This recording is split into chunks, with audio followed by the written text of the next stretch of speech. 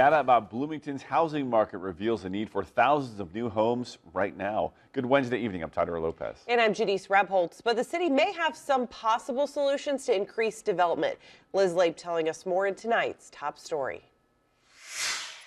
During Tuesday night's Bloomington Committee of the Whole meeting, city leaders discussed new research on the housing market. Bloomington Normal Economic Development Council President and CEO Patrick Hoban says as the population grows, there is already a need for 4,500 houses this year. The terrifying part is if you project that out to 2030 and 2035, it's saying you need 16,000 houses. But according to the Mid-Illinois Realtors Association President Tracy Patkunas, there are only 99 houses now on the market in Bloomington Normal. If we could even get back to our healthy market, like I said, usually when we've got available maybe 600 to 800, that would be huge. She says there just isn't enough housing to serve the people who are coming into the area for work. And right now, we only have 3 homes under 100,000.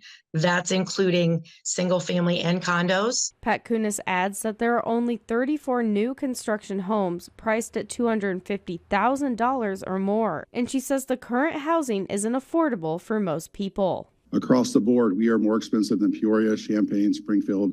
I'd even put Decatur up there. It's cheaper to live there. Deputy City Manager Billy Tyus presented housing incentives he believes could help increase development over the next 2 years. Those could look like reducing fees by 50 to 100% for projects in TIF districts and enterprise zones, areas that are granted special tax breaks to encourage economic development. Sales or food and beverage taxes in mixed-use developments could also be waived for commercial businesses. These incentives would need to be approved by City Council. In Bloomington, Liz Lape, 25 News.